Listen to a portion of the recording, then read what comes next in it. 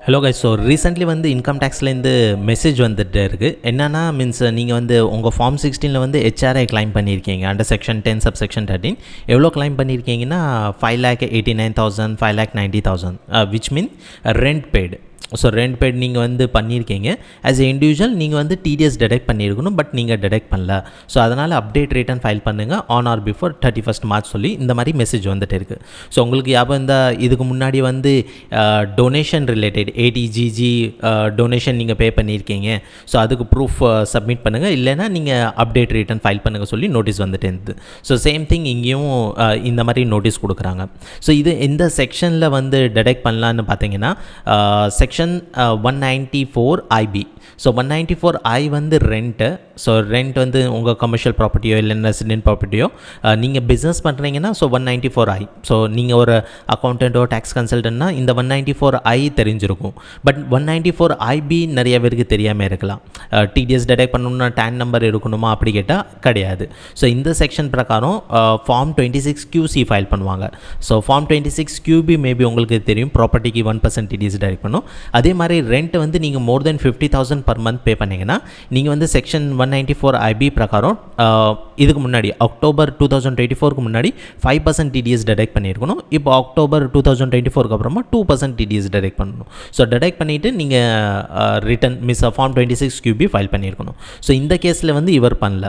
So இப்போ இந்த rent பெய்டா, இது 5,89,000 ரெண்ட் பெய்டா இல்லைனா ஹெச்ஆர்ஐ கிளைமா? ஏன்னா ஹெச்ஆர்ஐ கிளைம் பண்ணுறது வந்து 3 steps இருக்குது. அதில் விச் எவர் இஸ் லெஸ் அதுதான் கிளைம் பண்ண முடியும். ஸோ இன்கேஸ் வந்து இது ரெண்ட் பெய்ட்னா நோ நீட் டு வரி. ஏன்னா 50,000 per month தானே. அப்போது 6 lakhs rupees வரைக்கும் அது க்ராஸ் ஆனால் தான் டிடிஎஸ் டிடெக்ட் பண்ணியிருக்கணும், இல்லைன்னா தேவைப்படாது. மோர் தென் 6 lakhs பே பண்ணி தான் கண்டிப்பாக நீங்கள் டிடிஎஸ் டிடெக்ட் பண்ணி தான் ஆகணும்.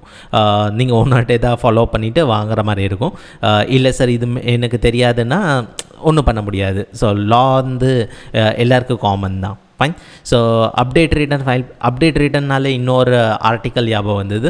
ஸோ ஒரு ஆர்டிக்கலில் என்ன போட்டிருக்காங்கன்னா nearly over 9 million update return file பண்ணியிருக்காங்க. அதுலேருந்து 9 crores rupees வரைக்கும் 9,000 crores rupees வரைக்கும் ஏர்ன் பண்ணியிருக்காங்க.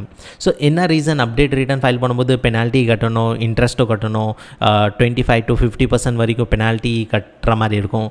தென் எவ்வளோ டிலே பேமெண்ட் பண்ணுறீங்களோ அதுக்கும் 1% இன்ட்ரெஸ்ட் கட்டணும். ஸோ கிட்டத்தட்ட 9,000 crores வரைக்கும் ஏர்ன் பண்ணியிருக்காங்க.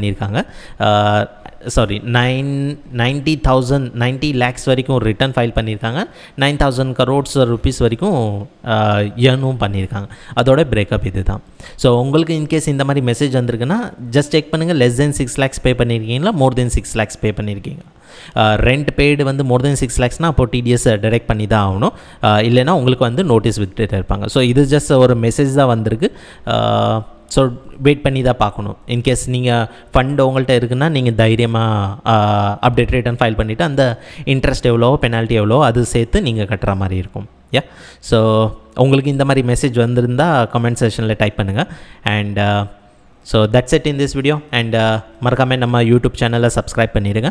அண்ட் இன்கேஸ் வந்து உங்களுக்கு இன்கம் டேக்ஸோ ஜிஎஸ்டிஓ டிடிஎஸ்ஓ பிஎஃப் இஎஸ்ஐ பற்றி லேர்ன் பண்ணணுன்னா நம்மள்ட்ட வந்து கோர்சஸ் இருக்குது தமிழில். ஸோ அது கூட நீங்கள் லாக் அவுட் பண்ணலாம்.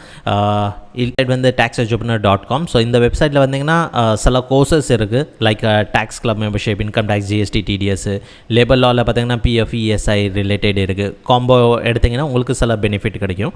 பிஎஃப் இஎஸ்ஐ 7 days சேலஞ்ச் இருக்குது. அண்ட் 5-in-1 டாக்ஸேஷன் கோர்ஸும் இருக்குது. அண்ட் இன்கம் டேக்ஸ் மட்டும் லேர்ன் பண்ணணுன்னா அதுக்கு செப்பரேட்டாக கோர்ஸ் இருக்குது. ஸோ ஜஸ்ட் ரிவ்யூ பண்ணி பாருங்கள். இன்கேஸ் உங்களுக்கு பிடிச்சிருந்தா நம்ம கோர்ஸும் நீங்கள் ஜாயின் பண்ணலாம்.